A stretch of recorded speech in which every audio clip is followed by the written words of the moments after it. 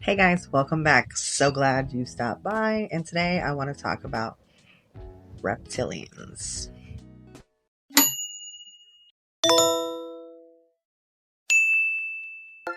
So this is part one of reptilians, draconians, archons, planet Nibiru, the royals, all of that.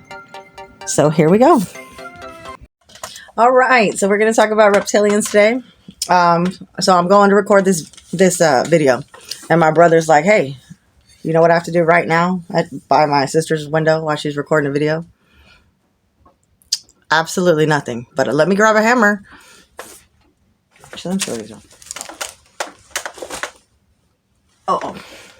Let me grab a hammer and take these nails out of these wood pieces, because that's what needs to be done at this moment. So, okay, so when we're talking reptilians, there's a lot of parts that go into to understand it. Reptilian, I guess the general idea of reptilians are that they are really draconians. So draconians come from, that's a type of, I guess it's alien. It's an alien species, basically, which has multiple alien species. The Anunnaki. However, I guess the ancient dragon men or dragon race is known as draconians. Okay, supposedly they're the ones that would have been the fallen, angels, or the ones the Nephilim were made from, or so forth. That's the idea. Now the Anunnaki is all of them, so that would be all of them. So that's reptilians, that's draconians, that's the Nephilim. I mean, it's all of them. There's multiple different races within that name, Anunnaki.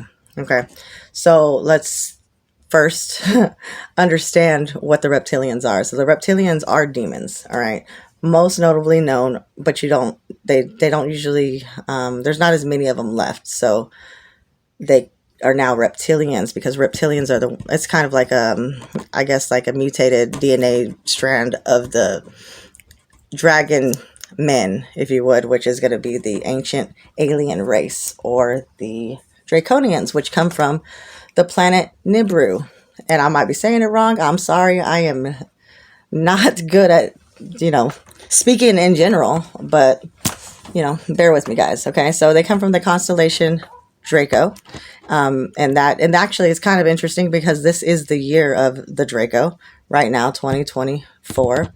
So the idea of reptilians is going to be that they're shape-shifting aliens. They want to control the world, take over, and ultimately rule humans, or the leaders. They want to gain all the power. They want to basically take us over, like literally our bodies, because that's the general idea. So you got all of, like right now, me sitting right here. There's multiple dimensions, right, happening here in this room. And in each of these dimensions would live all of these different species of aliens, or reptilians, or demons. Okay. And all different types of forms, or species, races, so forth. Okay. And in order to stay in each of these dimensions and not be seen by us, because we are, I guess, oblivious, we're not open to it. It's not for us yet. That's not what we're doing. Okay. We're here living and supposed to be living for God. And when we die here on earth after living for God, we can go and actually go home to where we're supposed to be, which is living in the heavens with Him, and everything else that we don't have right now. There were secrets in that flower of life that Da Vinci spent his whole life trying to uncover. The flower of life is one of the geometric masterpieces of the world. For millennia, people have been fascinated by the captivating pattern created by overlapping circles. Historians believe its origins can be traced to Egypt, where it can be found inscribed on the walls of ancient Egyptian temples. The flower of life was highly respected by the ancient Egyptians, who incorporated it into their artwork, religion, and architecture. This means that this sacred emblem dates back to nearly 6,000 years ago. World-famous artist and polymath Leonardo da Vinci studied the flower of life and was obsessed with its mathematical accuracy. He documented it, and drew the symbol and variations of the symbol, such as the seed of life, in his notes and pictures collection that he called Codex Atlanticus.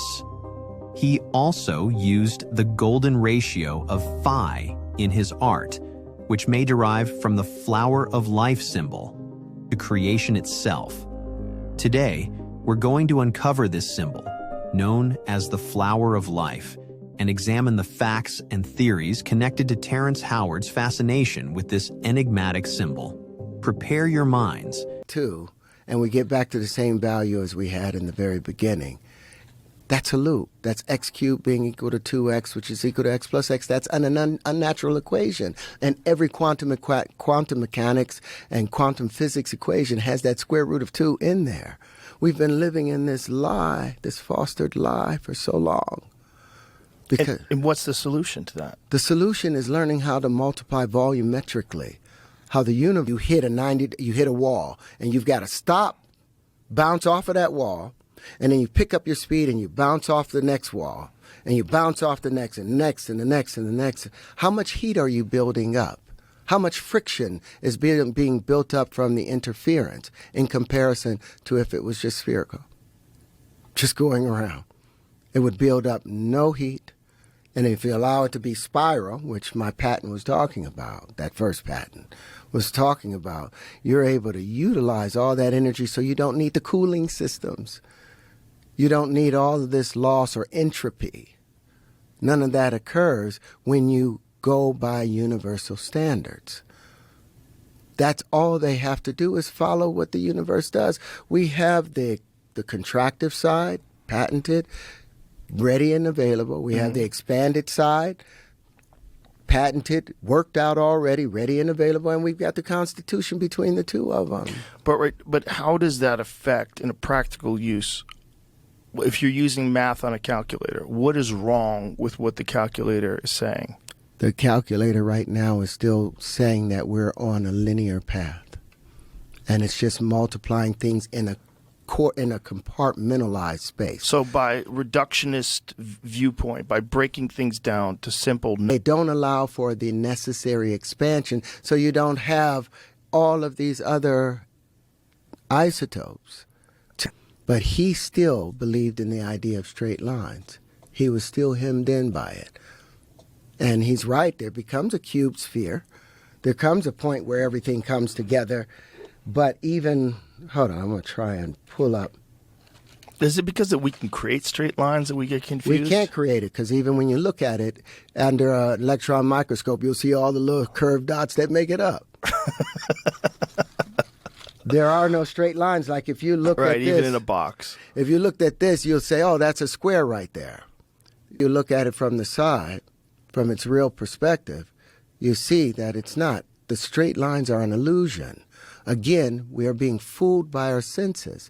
That's right. That's what Terrence Howard just said, is that we are being fooled yet again. An illusion that we see and our senses are telling us something different. Well, that sounds like the devil once again, always trying to fool us. All right, let's take it back to the beginning, and the beginning being of the story of creation.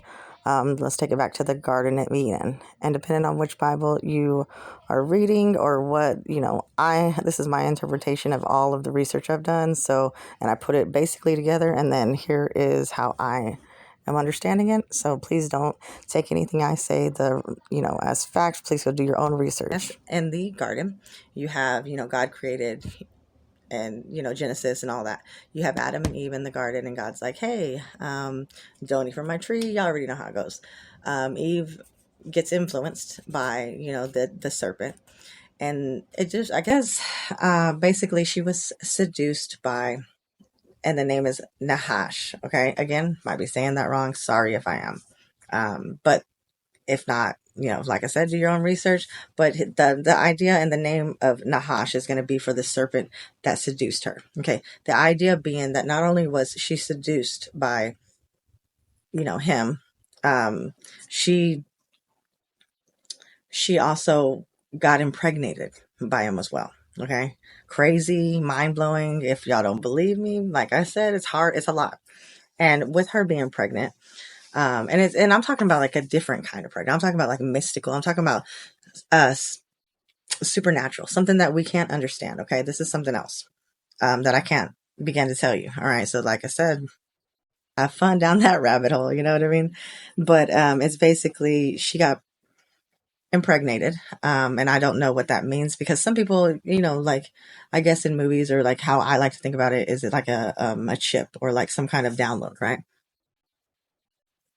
And actually, spies back in the day used to basically do that. So whenever they would female spies, okay. So whenever they would sleep with men, they're like literally downloading information, and you can take that however you want to take that literal, not literal. I don't know, but I see it kind of like that, kind of like you're reloading. So if Eve was in the garden and she got seduced by, oh, this thought with him, and then he impregnated her. I'm not talking about they did the do guys. That's not what I'm saying. That's not. I mean, I'm not saying they didn't. I mean, I don't know. I wasn't there. You know what I'm saying? But what I'm saying is it's a supernatural thing. So she got impregnated. And at the same time, and she got impregnated with twins, I might add. Okay. And that's like some Maury Povich stuff. Maury Povich has that one that goes on there and you got a white and a black. And they're like, I know that's not my baby. Look, he's redheaded. I know that's my baby daddy because I was with just you, obviously. You could have been. I mean, I don't know. But the chance is so small. That's what we're talking about here. We're talking about Eve being pregnant with twins. Okay. So now it makes sense to me all of a sudden, like now she knows she's not dressed. Okay. Now she knows, what she knows. And here comes God and he's like, hey, what are y'all doing? And so forth. And that's because she wasn't supposed to be doing all that. You know what I'm saying? They wasn't supposed to be doing all that. He said, hey, fresh little baby meats. You know what I mean? Y'all chill out here, and I'm not trying to change anything, but I'm just saying my interpretation of it. Y'all chill out here. That's something you don't do with. Don't go, just like tell your kid, hey, don't touch that oven. It's on and it's hot. So, that's the same idea. And after, seeing what has now happened and she's impregnated, I don't know if that means she's pregnant for a day, for 9 months. I don't know because that was something else, something like that. I don't understand. And so, it could have been like, Mary and Jesus, like supernatural, super fast. I don't know. But with that being said, he's like, you know what? I see how y'all do me. I see how y'all don't listen. Y'all are not, I wasn't done creating you. How can y'all be humans and learn how to be, like, aren't you a human? Like, I mean, I don't know what that means because like technically we don't know what that means because he like kind of wasn't done like talking to us and mentoring us and showing us, the food and how to, whatever he was doing. I don't know. But, and then she's just like, I'm doing this. And here we are. Now we have a situation, like a pregnant teenager in high school. And you're like, man, you wasn't even supposed to be doing this right now. So now that that's what it is, let's talk about what we're going to do, which is you're going to feel everything about what's fixing to happen to you when you have those babies. Ouch. See, that makes more sense than just like saying, oh, when you have babies, it's going to hurt. Like that's a random thing. But like, I don't know exactly. I mean, I don't know, but it's going to hurt now. Now it's going to hurt whenever that happens to you. And every woman, I might add, thanks for that, sister. You know what I'm saying? And you're going to have to work to take care of it because you're just going to let this go on, to Adam. And so that's in a sense, like how I take that. And that's throughout all kinds of biblical texts. You can find that there actually was an entity with a name and he was a Nephilim or reptilian, which makes Cain the very first, I guess, Nephilim that's in the Bible. Okay. And again, Nephilim being not just the giants, but like that particular race. Okay. Which is draconian or reptilian, I guess now it would be. But the draconians would have been the serpent. Then you got Cain. You see what I'm saying? It's like through your bloodline, just like how you're cursed through your bloodline as well. It's all like the bloodline kind of thing. All right. And so moving forward. So then he banishes God. He banishes, Cain to, where's he banish him? I can't think of the name right now. I think it's like new or something. I'm not sure. But he banishes him, go over there.